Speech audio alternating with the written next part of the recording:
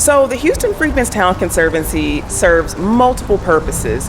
First and foremost, we are here to protect and preserve the legacy of Freedmen's Town for the benefit of future generations. Now that legacy, it comes in the form of historic structures, the people who embody the story and that legacy, the spaces that bring the fabric of the community together. Freedmen's Town is important for everyone to know about. It's a microcosm of things happening in every Black community and every minority community in America. It's a microcosm of what happens when gentrification takes hold.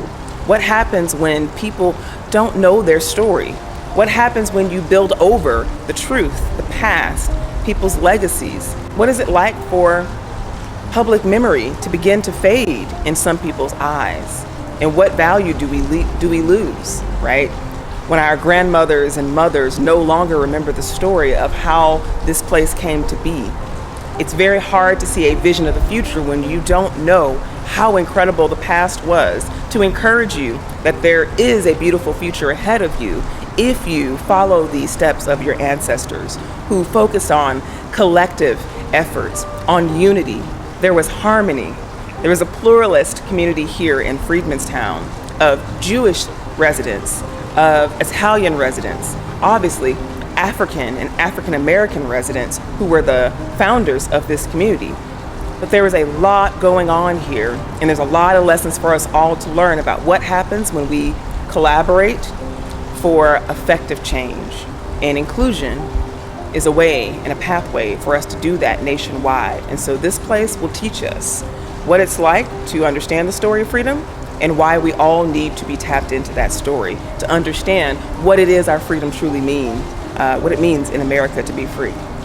This work, this conservancy, is important because what we are doing is protecting the possibility of a future, ensuring an economically sustainable future, triggering the economic investment in honoring what's happened here, what people deserve, making sure that this community gets a fair share of everything that it's had, removed, extracted from it in the past, and that it's restored and made whole. But it's also about seeing that play out for every person who's ever felt not seen, not heard, not understood here, and for those who didn't actually know their story.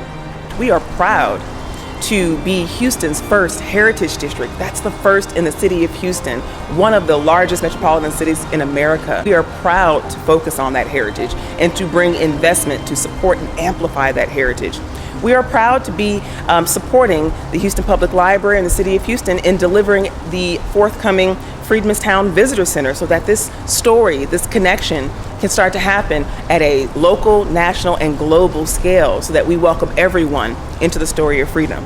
We are proud to help raise funds to bring about the monies needed for the capital projects. We're proud to share with you some announcements we're going to have coming up about the historic brick streets and our efforts to engage community and have the community lead the effort to envision what does this community look like? What does that brick street look like? How do we do it? Let's do it together. What do we need? What do we want?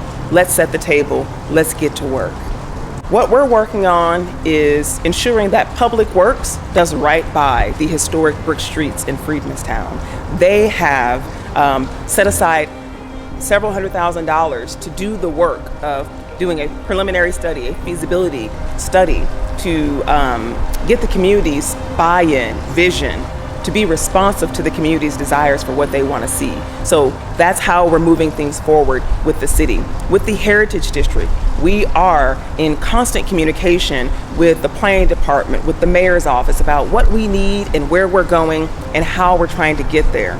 Where we're standing right now, I love the fact that we are standing in a place that is a contradiction between what was a tragedy and what has always been an inspiration to the community. And I feel like Freedmen's Town is full of those contradictions. You look at one house that's from the 1920s and you see a modern 3-4 story structure right next to it from the late 2000s. And it forces you to ask questions about how did this come to be?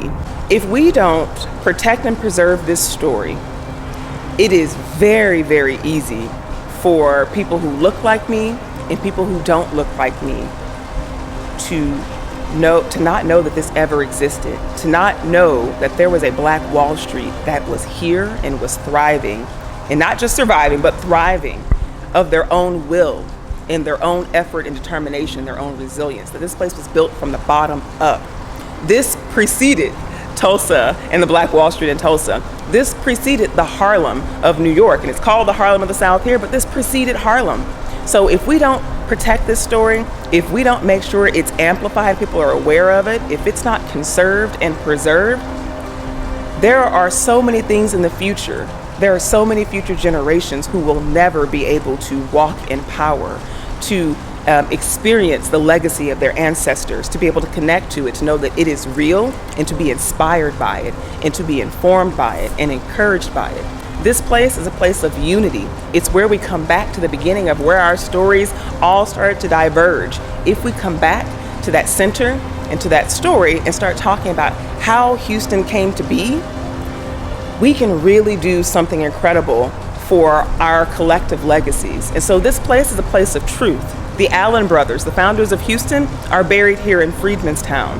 When we talk about why and how and what our joint stories are, we uncover our collective past. If we don't conserve this space, our collective past dies and gets buried as this history disappears.